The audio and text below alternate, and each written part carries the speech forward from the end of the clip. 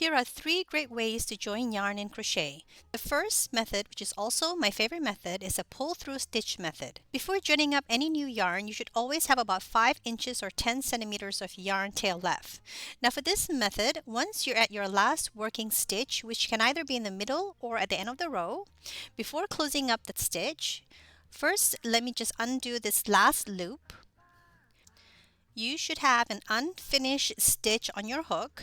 You'll take your new yarn and pull through all loops on your hook to close up that stitch. For this method, you can use any type of stitch, whether it's a single crochet, half double, or treble crochet. Now you'll continue to crochet as normal using the new yarn while working around the yarn tail. This will make your work neat and tidy with no ends to weave. This method also works really well when switching to a new yarn color, which I'll be showing you next.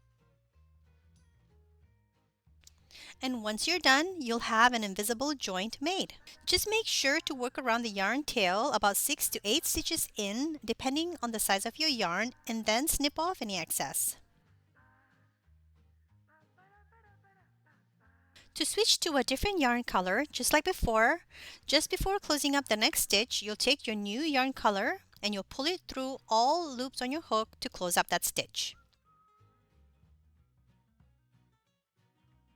You'll then pick up the new yarn and you'll continue to crochet as normal while working around the excess tail. From here, you'll be able to see the smooth transition between the new color without any knots between the stitches. This pull-through method can work on slip stitches as well, but will not work on chains. However, I'll show you another way to join chain stitches in the next method.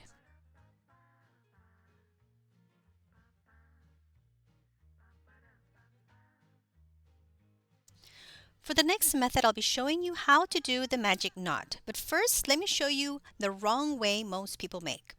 First, with the left yarn, you'll place it on top of the right yarn and you'll turn it over and under to make your first knot. To make your second knot, the wrong way is to repeat doing it over and under the right yarn to create your second knot. When you pull it tightly, it will not hold and it will unravel easily. The correct method is to place the left yarn over and under the right yarn to create your first knot.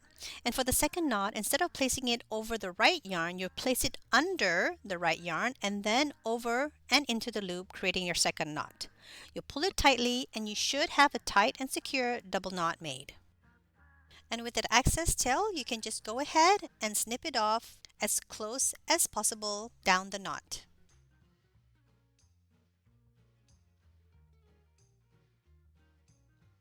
This is a quick and easy method to join two yarns. This method might not work really well when changing to a different yarn color. However, you will have a small little knot made, but it works great when working between stitches and also when working with chains. This is where the knot was made, and if you turn it around, you might be able to see a small little knot made at the back, or if you're lucky, it would get hidden between your stitches.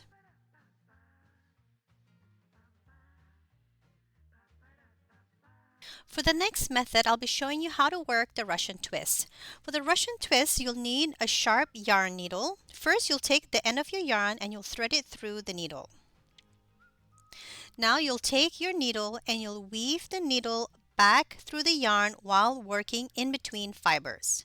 Depending on the type of yarn and weight that you're currently working with, another way would be to go in and over the yarn. So you'll insert your needle between the fibers and you go over and back in again and over about 5 to 6 times. And once you've weaved your needle through the back of the yarn, you'll pull it through while leaving a small loop at the end. This should give you a tight and secure weave. Now you'll take the new yarn and insert it into the needle. Next, you'll insert the needle through the loop that you just made, making sure not to catch any fibers. And once you've entered the loop, You'll repeat the same weaving motion on the new yarn. You'll go in and over, about 5 to 6 times.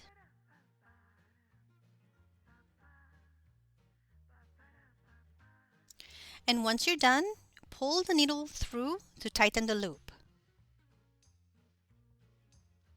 To tighten the loop further, you can pull the ends of the yarn tail to tighten and secure. This method will give you a strong and invisible join and is another great way to joining yarn. And once you're happy with your knot, just go ahead and snip off any excess tail.